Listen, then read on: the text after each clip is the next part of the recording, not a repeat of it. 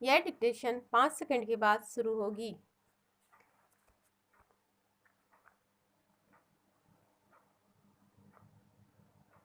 Start.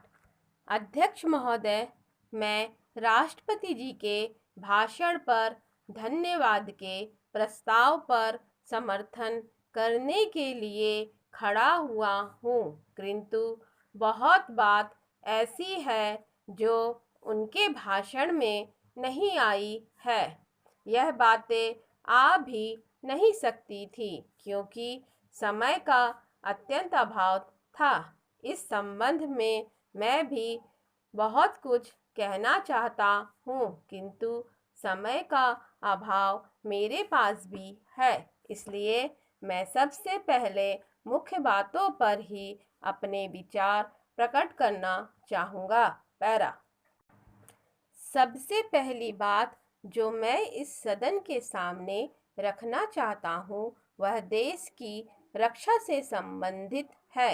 इससे पहले हमारी पड़ोसी देशों से बड़ी बड़ी लड़ाइयाँ हो चुकी हैं।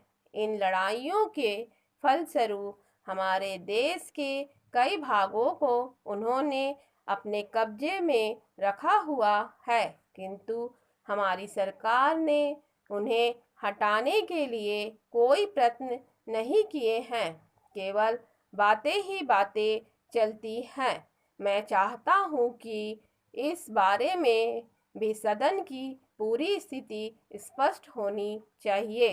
दूसरी बात, मैं यह कहना चाहता हूं कि विदेशों के साथ हमारे संबंध ऐसे होने चाहिए जिनसे हमारे ऊपर कोई हमला करे तो हम नहीं कह सके कि कौन हमारा दोस्त है, कौन हमारा मित्र है और किसका भरोसा हम नहीं कर सकते हैं। किंतु आज तक ऐसा देखा गया है कि जब कभी हमारे देश पर ऐसे संकट की स्थिति आई है तो हमें अपने ही पैरों पर खड़ा रहना पड़ा है और कोई भी हमारे साथ नहीं आया है।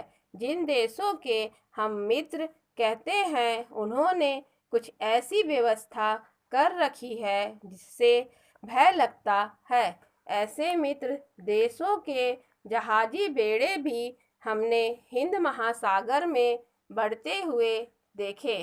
पहले भी एक देश हमारा घनिष्ठ मित्र था और उसे हम अपना भाई मानते थे, किंतु बाद में हुई घटनाओं से ऐसा अनुभव हुआ कि राजनीति में किसी भी मित्रता का संबंध स्वार्थों से अलग नहीं हो सकता।